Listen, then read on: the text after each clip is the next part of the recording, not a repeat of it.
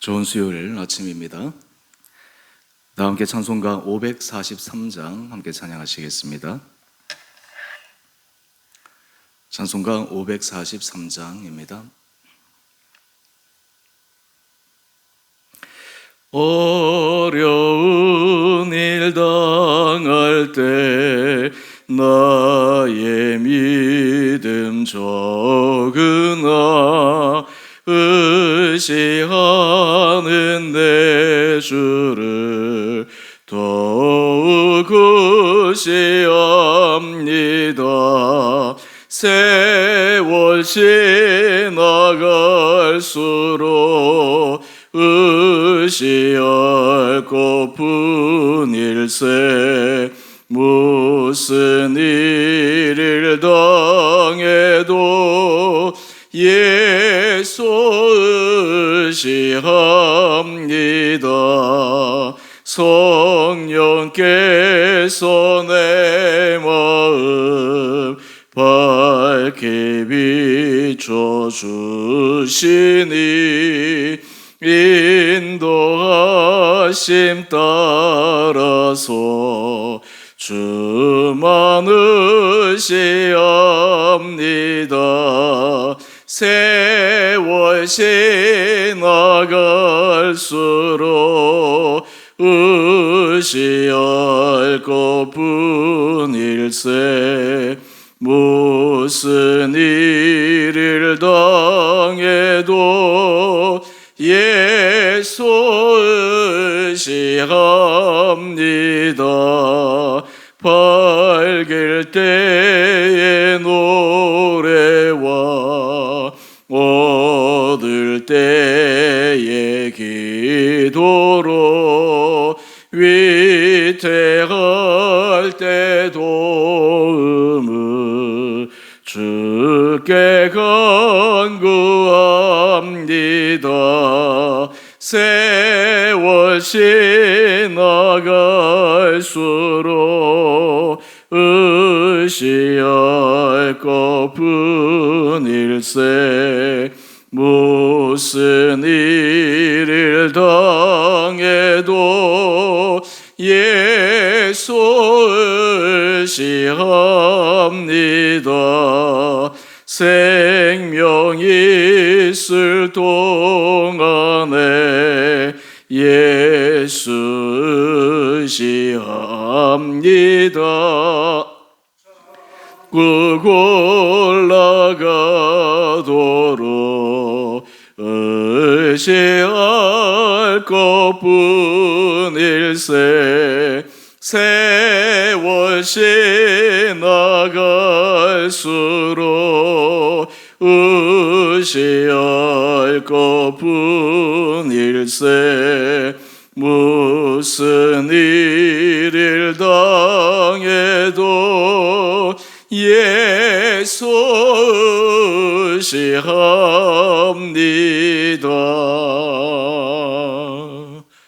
아멘.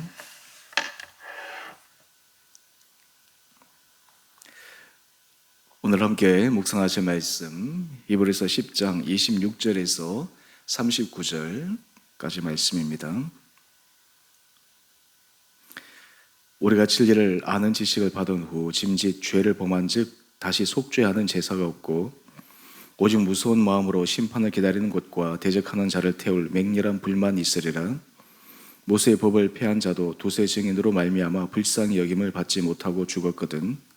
하물며 하나님의 아들을 짓밟고 자기를 거룩하게 한 언약의 피를 부정한 것으로 여기고 은혜의 성령을 욕되게 하는 자가 당연히 받을 형벌은 얼마나 더 무겁겠느냐. 너희는 생각하라. 원수 갚는 것이 내게 있으니 내가 갚으리라 하시고 또다시 주께서 그의 백성을 심판하리라 말씀하신 것을 우리가 아노니 살아계신 하나님의 손에 빠져들어가는 것이 무서울진저. 전날에 너희가 빛을 받은 후에 고난의 큰 싸움을 견뎌낸 것을 생각하라. 혹은 비방과 환난으로서 사람에게 구경거리가 되었고 혹은 이런 형편에 있는 자들과 사귀는 자가 되었으니 너희가 갇힌 자를 동정하고 너희 소유를 빼앗기는 것도 기쁘게 당한 것은 더 낫고 영구한 소유가 있는 줄 알미라. 그러므로 너희 담대함을 버리지 말라. 이것이 큰 상을 얻게 하느니라. 너희에게 인내가 필요함은 내가 하나님의 뜻을 행한 후에 약속하신 것을 받기 위함이라. 잠시 잠깐 후면 오시리가 오시리니 지체하지 아니하시리라. 나의 의인은 믿음으로 말미암아 살리라. 또한 뒤로 물러가면 내 마음이 그를 기뻐하지 아니하리라 하셨느니라. 우리가 뒤로 물러가 멸망할 자가 아니요 오직 영혼을 구원함에 이르는 믿음을 가진 자니라. 아멘. 좋은 수요일 아침입니다. 하나님께서 이 하루도 우리 사랑하는 성도님 심령 가운데 새로운 힘을 주시고 믿음으로 여러분의 삶의 모든 걸음걸음마다 주님 앞에 인정받는 아름다운 삶을 살아가는 하루 되시기를 원합니다.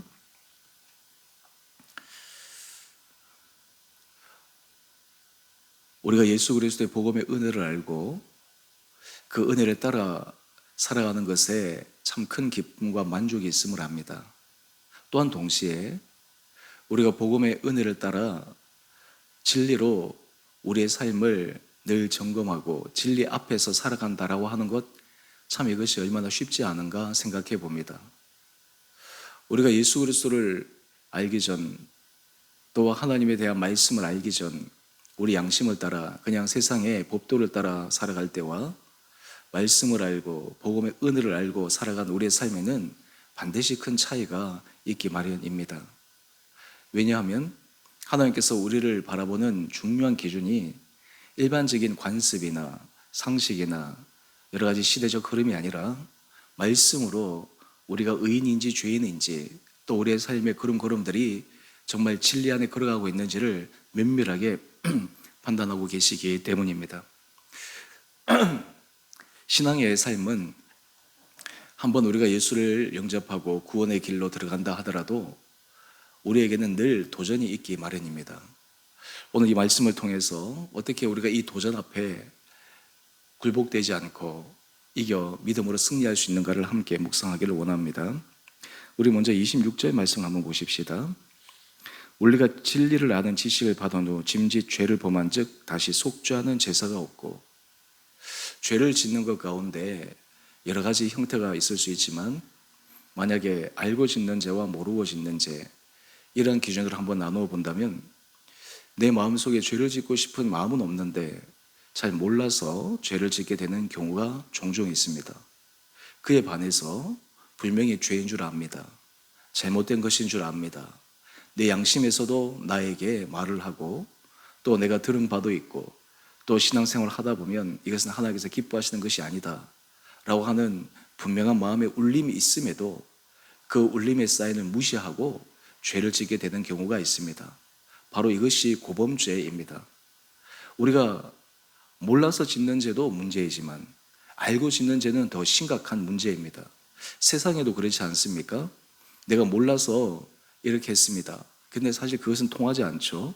왜냐하면 몰랐다 하더라도 그것은 죄를 지은 것이기 때문입니다. 하물며 알고서도 분명히 잘못된 것이 알면서도 의도적으로 그것도 반복적으로 짓는다. 그렇다면 참 그것이 얼마나 무서운 것이겠습니까? 우리가 신앙생활을 할 때 우리가 주님 앞에 나와서 회개하면 내 죄가 사함받는다. 내가 다 용서받는다. 사실은 이러한 개념에는 고범죄를 지어도 회개하면 된다라는 개념이 있는 것은 아닙니다. 회개하면 용서받는다라고 하는 이 의미는 최선을 다해서 하나님의 은혜 가운데 살아가려고 하지만 우리가 때로는 부족하기 때문에 연약하기 때문에 나도 내 자신을 잘 컨트롤할 수 없는 그런 상황이 있지 않습니까? 그때마다 내가 죄를 범할 때 하나님 앞에 은혜를 구하는 것입니다. 뇌과학자들이 종종 그런 얘기를 합니다. 우리의 의지는 총량의 법칙이 있다. 이게 무슨 말이냐 하면 이 의지는 우리가 쓸 수 있는 그런 한계가 있다라고 하는 것이에요. 예를 들어서 내가 한 100 정도의 그 의지의 힘을 갖고 있는데 어느 날 내 의지로 이것을 감당할 수 있는 그 한계를 넘어가 버립니다.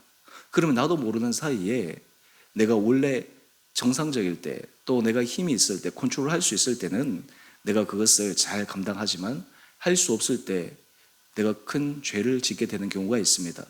보통 우리가 사람들이 죄를 지었을 때 뭐 음주라든지 어떤 심신미약이라든지 어떤 자신의 의지력, 통제력을 하지 못한 가운데 내가 죄를 지었습니다. 그러면 심지어 법정에서도 어느 정도 정상 참작을 하는 경우가 있습니다. 물론 상식적으로 맞는 것은 아니지만요. 하지만 이런 것들도 역시 죄입니다.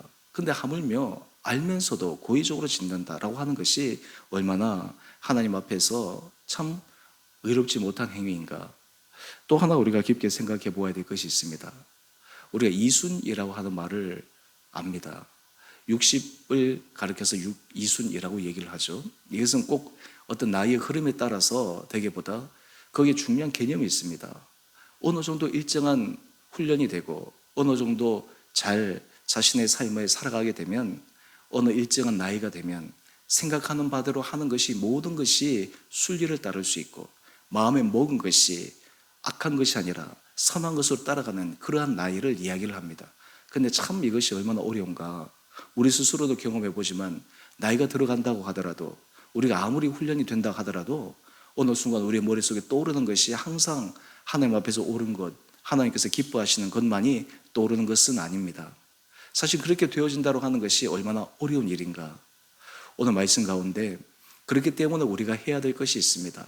우리가 하나님의 은혜 가운데서 날마다 믿음 안에서 늘 승리하기 위해서 생각해야 될 것이 있습니다. 오늘 32절 말씀을 한번 보십시다.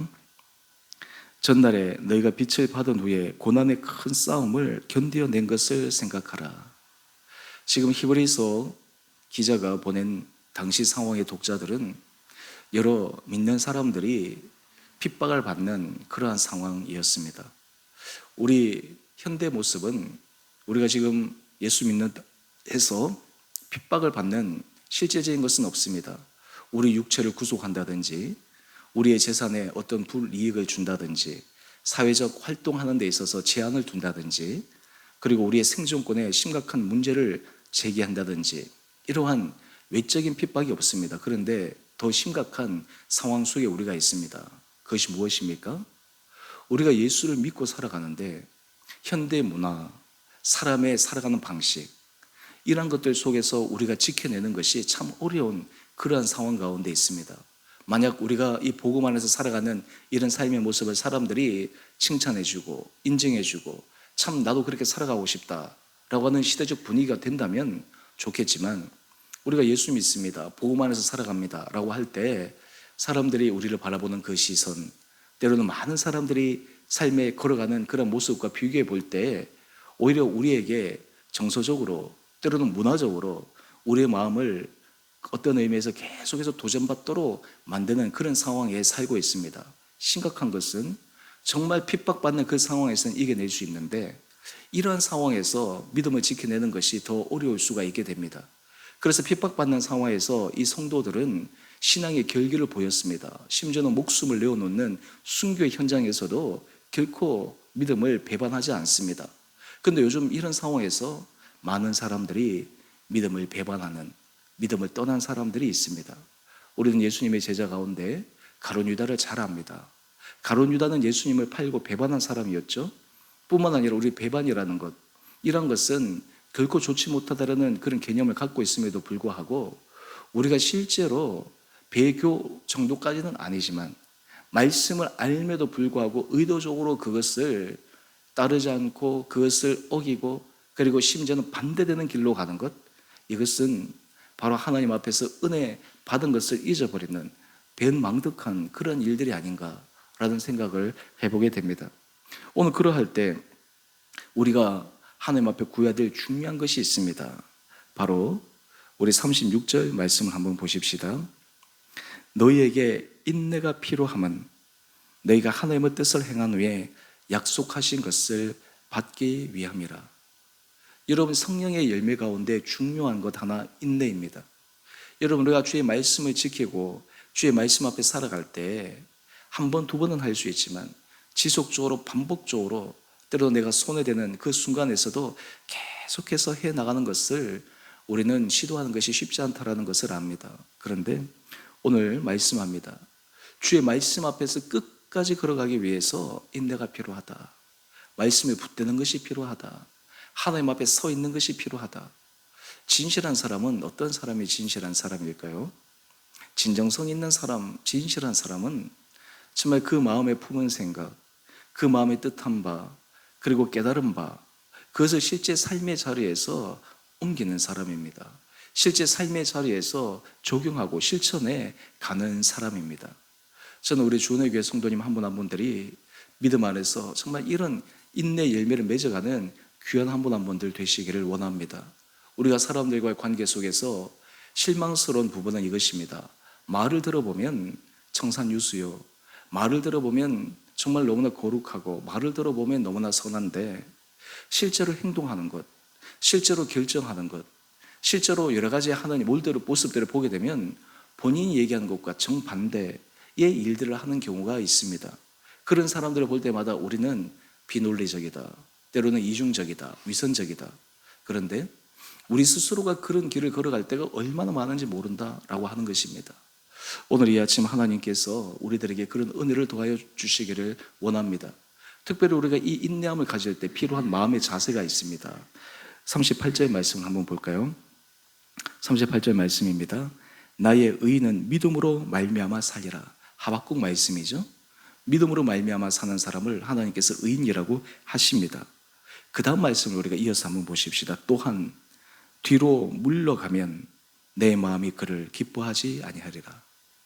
믿음 안에서 살아가다가 뒤로 물러가는 사람, 믿음의 길을 선택했다가 믿음의 길에서 벗어나는 사람, 하나님 앞에서 참 안타까운 모습일 뿐만 아니라 하나님의 그 모습을 결코 기뻐하시지 않습니다. 우리의 삶의 자리에 있어서 이 믿음은 후퇴라고 하는 것은 있을 수가 없습니다. 믿음은 앞으로 나가야 된 전진만 있을 뿐입니다.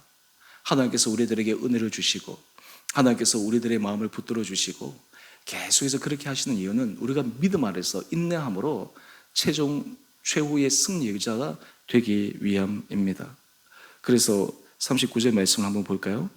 우리는 뒤로 물러가 멸망할 자가 아니요 오직 영혼을 구원함에 이르는 믿음을 가진 자니라. 물러나면, 후퇴하면, 뒤로 물러서면 결국 그 결과가 무엇이냐? 반대로 우리가 앞으로 전진할 때, 버텨나가고 하나님의 은혜를 구할 때 우리 앞에 하나님 주시는 놀라운 은혜의 선물이 있음을 기억해야 합니다. 우리가 큐티의 제목을 한번 보십시다. 담대함과 인내로 신앙을 지키는 성도. 요즘 우리가 살아가는 이 시대에 담대함과 인내로 신앙을 지키는 성도들의 모습이 더 필요합니다. 일할 때 우리의 신앙의 결기가 더 필요합니다. 하나님 앞에서 살아가는 신앙의 결단이 정말 필요한 순간입니다. 우리에게 얼마나 무서운 환경 가운데 우리의 믿음이 노출되어 있는지요?